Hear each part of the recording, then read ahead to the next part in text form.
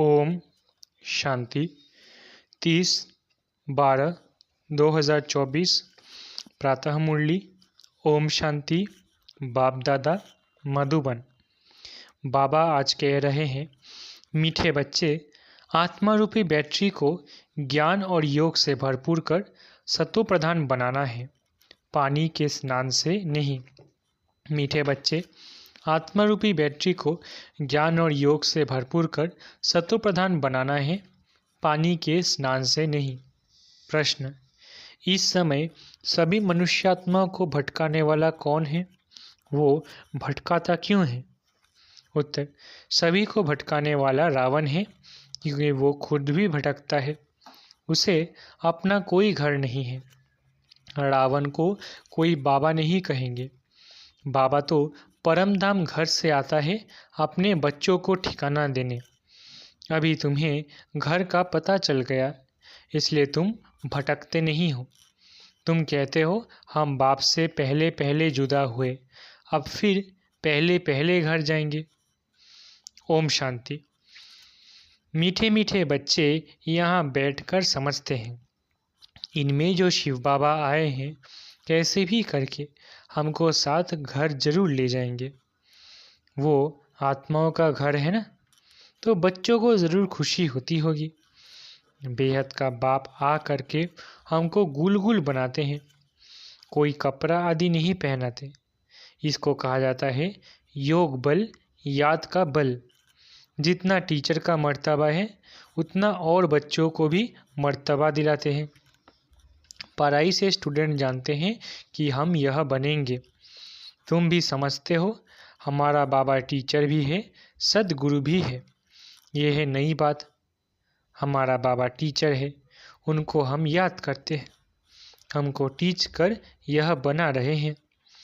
हमारा बेहद का बाबा आया हुआ है, हमको वापस घर ले जाने। रावण का कोई घर नहीं होता, घर राम का होता है। शिव बाबा कहाँ रहते हैं? तुम झट कहेंगे परम धाम में। रावण को तो बाबा नहीं कहेंगे। रावण कहाँ रहते हैं? पता नहीं। ऐसे नहीं कहेंगे कि रावण परम धाम में रहते हैं। नहीं, उनका जैसे कि ठिकाना ही नहीं, भटकता रहता है, तुमको भी भटकाता है। तुम रावण को याद करते हो क्या? नहीं, कितना तुमको भटकाता है। शास्त्र पढ़ो, भक्ति करो, यह करो। बाप कहते हैं, इसको कहा जाता है भक्ति मार्ग, रावण राज्य। गांधी जी भी कहते थे, राम राज्य चाहिए। इस रथ में हमारा शिव बाबा आया हुआ है, बड़ा बाबा है ना। वो आत्माओं से बच्चे बच्चे कहे बात करते हैं। अभी तुम्हारी बुद्धि में है रूहानी बाप, और रूहानी बाप की बुद्धि में हो तुम रूहानी बच्चे, क्योंकि तुम्हारा कनेक्शन है ही मूल वतन से। आत्माएं परमात्मा अलग रहे बहुकाल, वहाँ तो आत्माएं बाप के साथ इकट्ठी रहती है, फिर अलग होती है अपना अपना पार्ट बजाने। बहुत काल का हिसाब चाहिए ना, वो बाप बैठ बतलाते हैं। तुम अब पढ़ाई पढ़ रहे हो, तुम्हारे में भी नंबरवार है जो अच्छी रीति पढ़ते हैं। वही पहले पहले मेरे से जुदा हुए हैं, वही फिर मुझे बहुत याद करेंगे, तो फिर पहले पहले आ जाएंगे। बाप बच्चों को बैठ सारे सृष्टि चक्र का गुह्य राज समझाते हैं, जो और कोई भी नहीं जानते। गुह्य भी कहा जाता है, गुह्य तप भी कहा जाता है। यह तुम जानते हो, बाप कोई ऊपर से बैठ नहीं समझाते हैं, यहाँ आकर समझाते हैं। मैं इस कल्प वृक्ष का बीज रूप हूँ। इस मनुष्य सृष्टि रूपी झाड़ को कल्प वृक्ष कहा जाता है। दुनिया के मनुष्य तो बिल्कुल कुछ नहीं जानते, कुंभकर्ण की नींद में सोए हुए हैं, फिर बाप आकर जगाते हैं। अभी तुम बच्चों को जगाया है और सब सोए पड़े हैं। तुम भी कुंभकर्ण की आसुरी नींद में सोए हुए थे, बाप ने आकर जगाया है। बच्चों जागो, तुम अलबेले हो, सोए पड़े हो। इसको कहा जाता है अज्ञान नींद। वो नींद तो सब करते हैं, सतयुग में भी करते हैं। अभी सब है अज्ञान की नींद में। बाप आकर ज्ञान देकर सबको जगाते हैं। अब तुम बच्चे जागे हो, जानते हो बाबा आया हुआ है, हमको ले जाएंगे। अभी तो न यह शरीर काम कर रहा है न आत्मा, दोनों पतित बन पड़े हैं, एकदम मुलम्मे का है। 9 कैरेट कहे अर्थात बहुत थोड़ा सोना, सच्चा सोना 24 कैरेट का होता है। अब बाप तुम बच्चों को 24 कैरेट में ले जाना चाहते हैं। तुम्हारी आत्मा को सच्चा सच्चा गोल्डन एजेड बनाते हैं। भारत को सोने की चिड़िया कहते थे, अभी तो लोहे की ठीक कर भीतर की चिड़िया कहेंगे। है तो चैतन्य ना, ये समझने की बात है। जैसे आत्मा को समझते हो वैसे बाप को भी समझ सकते हो। कहते भी है चमकता है सितारा, बहुत सूक्ष्म है, बहुत छोटा सितारा है। डॉक्टर आदि ने बहुत कोशिश की देखने की, परंतु दिव्य दृष्टि बिगड़ देख नहीं सकते, बहुत सूक्ष्म है।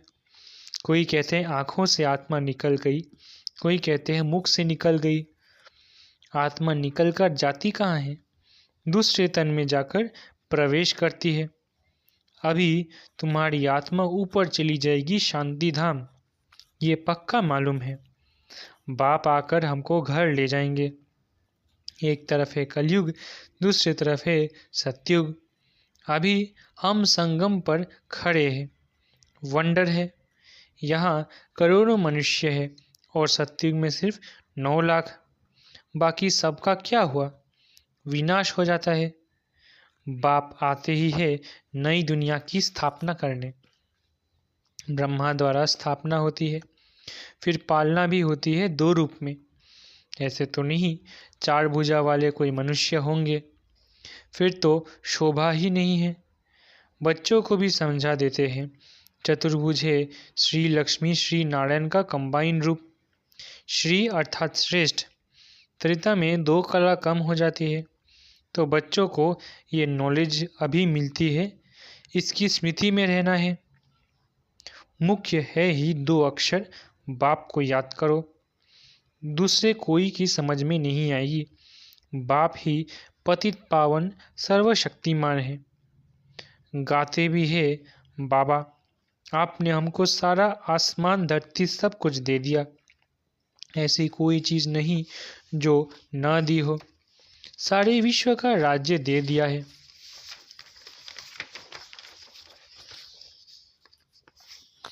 तुम जानते हो ये लक्ष्मी नारायण विश्व के मालिक थे। फिर ड्रामा का चक्र फिरता है, संपूर्ण निर्विकारी बनना है, नंबरवार पुरुषार्थ अनुसार। ये भी जानते हो विकारी से निर्विकारी, निर्विकारी से विकारी। ये 84 जन्मों का पार्ट अनगिनत बार बजाया है, उसकी गिनती नहीं कर सकते। आदमशुमारी भल गिनती कर लेते हैं। बाकी ये जो तुम तमो प्रधान से सतो प्रधान, सतो प्रधान से तमो प्रधान बनते हो, इनका हिसाब निकल नहीं सकते कि कितना बार बने हो। बाबा कहते हैं 5000 वर्ष का ये चक्र है, ये ठीक है। लाखों वर्ष की बात तो याद भी ना रह सके। अभी तुम्हारे में गुणों की धारणा होती है, ज्ञान का 3रा नेत्र मिल जाता है। इन आँखों से तुम पुरानी दुनिया को देखते हो, 3रा नेत्र जो मिलता है उनसे नई दुनिया को देखना है। ये दुनिया तो कोई काम की नहीं है, पुरानी दुनिया है। नई और पुरानी दुनिया में फ़र्क देखो कितना है।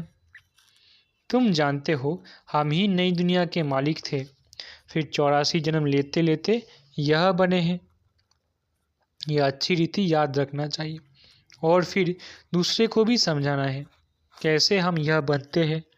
ब्रह्मा सो विष्णु, फिर विष्णु सो ब्रह्मा बनते हैं। ब्रह्मा और विष्णु का फ़र्क देखते हो ना, विष्णु कैसा सजा सजाया बैठा है और ये ब्रह्मा कैसे साधारण बैठा है। तुम जानते हो ये ब्रह्मा वो विष्णु बनने वाला है, ये किसको समझाना भी बहुत सहज है। और ये ब्रह्मा कैसे साधारण बैठा है, तुम जानते हो ये ब्रह्मा और विष्णु बनने वाला है। ये किसको समझाना भी बहुत सहज है। ब्रह्मा विष्णु शंकर का आपस में क्या संबंध है? तुम जानते हो ये विष्णु के दो रूप लक्ष्मी नारायण हैं। यही विष्णु देवता, सो फिर ये मनुष्य ब्रह्मा बनते हैं। वो विष्णु सत्युग का है, ब्रह्मा यहाँ का है। बाप ने समझाया है ब्रह्मा से विष्णु बनना सेकंड में, फिर विष्णु से ब्रह्मा बनने में 5000 वर्ष लगते हैं। तत्त्वम केवल एक ब्रह्मा ही तो नहीं बनते हैं ना। ये बातें सिवाय बाप के और कोई समझा न सके। यहाँ कोई मनुष्य गुरु की बात नहीं है। इनका भी गुरु शिव बाबा, तुम ब्राह्मणों का भी गुरु शिव बाबा, उनको सद्गुरु कहा जाता है। तो बच्चों को शिव बाबा को ही याद करना है। कोई को भी ये समझाना तो बहुत सहज है। शिव बाबा को याद करो। शिव बाबा स्वर्ग नई दुनिया रचते हैं। ऊंच तेऊंच भगवान शिव है, वो हम आत्माओं का बाप है। तो भगवान बच्चों को कहते हैं मुझ बाप को याद करो। याद करना कितना सहज है। बच्चा पैदा होता है और झट माँ माँ उनके मुख से आपे ही निकलता है। माँ बाप के सिवाय और कोई पास नहीं जाएगा।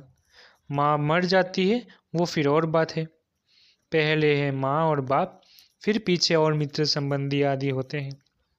उसमें भी जोड़ी जोड़ी होगी। चाचा चाची दो है ना। कुमारी होगी, फिर बड़ी होते ही कोई चाची कहेंगे, कोई मामी कहेंगे।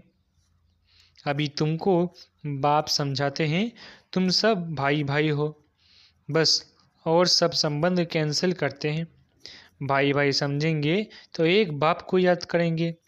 बाप भी कहते हैं बच्चों मुझ एक बाप को याद करो। कितना बड़ा बेहद का बाप है। वो बड़ा बाबा तुमको बेहद का वर्षा देने आए हैं। घड़ी घड़ी कहते हैं मन मना भव। अपने को आत्मा समझ बाप को याद करो, ये बात भूलो मत।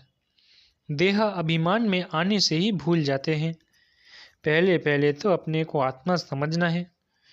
हम आत्मा शालीग्राम हैं और एक बाप को ही याद करना है। बाप ने समझाया है मैं पतित पावन हूँ। मुझे याद करने से ही तुम्हारी बैटरी जो खाली हो गई है वो भरपूर हो जाएगी। तुम शत्रुप्रधान बन जाएंगे। पानी की गंगा में तो जन्म जन्मांतर गुटखा खाया है, लेकिन पावन बन नहीं सके। पानी कैसे पतित पावन हो सकता है? ज्ञान से ही सद्गति होती है। इस समय है ही पाप आत्माओं की झूठी दुनिया। लेन देन भी पाप आत्माओं से ही होती है। मनसा वाचा कर्मणा पाप आत्मा ही बनते हैं।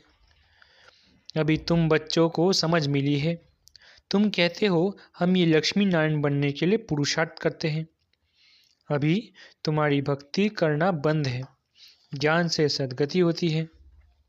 ये देवताएं सद्गति में है ना। बाप ने समझाया है ये बहुत जन्मों के अंत में है। बाप कितना सहज समझाते हैं। तुम बच्चे कितनी मेहनत करते हो, कल्प कल्प करते हो। पुरानी दुनिया को बदल नई दुनिया बनानी है। कहते हैं ना भगवान जादूगर है, रत्नागर है, सौदागर है। जादूगर तो है ना। पुरानी दुनिया को हेल से बदल हेवन बना देते हैं। कितना जादू है। अभी तुम हेवन के रहवासी बन रहे हो। जानते हो अभी हम हेल के रहवासी हैं। हेल और हेवन अलग है। 5000 वर्ष का चक्र है। लाखों वर्ष की तो बात ही नहीं। ये बातें भूलनी नहीं चाहिए। भगवानुवाच है ना, कोई ज़रूर है जो पुनर्जन्म रहित है। श्री कृष्ण को तो शरीर है, शिव को है नहीं। उनको मुख तो ज़रूर चाहिए। तुमको सुनाने के लिए आकर पढ़ाते हैं ना। रामानुसार सारी नॉलेज ही उनके पास है। वो सारे कल्प में एक ही बार आते हैं दुखधाम को सुखधाम बनाने। सुख शांति का वर्षा जरूर बाप से मिला है। तब तो मनुष्य चाहते हैं ना बाप को याद करते हैं। बाप ज्ञान देखो कैसे सहज रीति देते हैं। यहाँ बैठे भी बाप को याद करो, बाजुली याद करो तो भी मन मना भव भी है। बाप भी ये सारा ज्ञान देने वाला है। तुम कहेंगे हम बेहद के बाप पास जाते हैं, बाप हमको शांति धाम सुख धाम ले जाने का रास्ता बताते हैं। यहाँ बैठे घर को याद करना है, अपने को आत्मा समझ बाप को याद करना है, घर को याद करना है और नई दुनिया को याद करना है। ये पुरानी दुनिया तो खत्म होनी ही है। आगे चलकर तुम बैकुंठ को भी बहुत याद करेंगे, घड़ी घड़ी बैकुंठ में जाते रहेंगे। शुरू में बच्चियां घड़ी घड़ी आपस में बैठ बैकुंठ में चली जाती थी। ये देखकर बड़े बड़े घर वाले अपने बच्चों को भेज देते थे। नाम ही रखा था ओम निवास। कितने ढेर बच्चे आए, फिर हंगामा हुआ। बच्चों को पढ़ाते थे, आप ही ध्यान में चले जाते थे। अभी ये ध्यान दीदार का पार्ट बंद कर दिया है। यहाँ भी कब्रिस्तान बना देते हैं, सबको सुला देते हैं। कहते थे अब शिव बाबा को याद करो, ध्यान में चले जाते थे। अब तुम बच्चे भी जादूगर हो, किसको भी देखेंगे और वो झट ध्यान में चले जाएंगे। ये जादू कितना अच्छा है। नौदा भक्ति में तो जब एकदम प्राण देने तैयार होते हैं तब उनको दीदार होता है। यहाँ तो बाप खुद आए हैं, तुम बच्चों को पढ़ाकर ऊंच पद प्राप्त कराते हैं। आगे चल तुम बच्चे बहुत साक्षात्कार करते रहेंगे। बाप से अभी भी कोई पूछे तो बता सकते हैं कौन गुलाब का फूल है, कौन चंपा का फूल है, कौन टांगर है। टू भी होती है ना, टांगर टू, ये सब वैरायटी फूलों के नाम हैं। अच्छा, मीठे मीठे सिकिलधे बच्चों प्रति माता पिता बाप दादा का याद प्यारा गुड मॉर्निंग। रूहानी बाप की रूहानी बच्चों को नमस्ते। हम रूहानी बच्चों की रूहानी माता पिता बाप दादा को याद प्यार गुड मॉर्निंग और नमस्ते नमस्ते नमस्ते। धारणा के लिए मुख्य सार। पहला, देह के सब संबंध कैंसिल कर आत्मा भाई भाई है, यह निश्चय करना है और बाप को याद कर पूरे वर्षे का अधिकारी बनना है। दूसरा, आप पाप आत्माओं से लेन देन नहीं करनी है, अज्ञान नींद से सबको जगाना है, शांतिधाम सुखधाम जाने का रास्ता बताना है। वरदान, मन बुद्धि की एकाग्रता द्वारा सर्व सिद्धियां प्राप्त करने वाले सदा समर्थ आत्मा भव। मन बुद्धि की एकाग्रता द्वारा सर्व सिद्धियां प्राप्त करने वाले सदा समर्थ आत्मा भव। सर्व सिद्धियों को प्राप्त करने के लिए एकाग्रता की शक्ति को बढ़ाओ। यह एकाग्रता की शक्ति सहज निर्विघ्न बना देती है, मेहनत करने की आवश्यकता नहीं रहती। एक बाप दूसरा ना कोई, इसका सहज अनुभव होता है, सहज एक स्थिति बन जाती है। सर्व के प्रति कल्याण की वृत्ति भाई भाई की दृष्टि रहती है। लेकिन एकाग्र होने के लिए इतना समर्थ बनो जो मन बुद्धि सदा आपके ऑर्डर अनुसार चले, स्वप्नों में भी सेकंड मात्र भी हलचल ना हो। स्लोगन, कमल पुष्प के समान न्यारे रहो तो प्रभु के प्यार का पात्र बन जाएंगे। स्लोगन, कमल पुष्प के समान न्यारे रहो तो प्रभु के प्यार का पात्र बन जाएंगे। अच्छा, ओम शांति। शुक्रिया बाबा।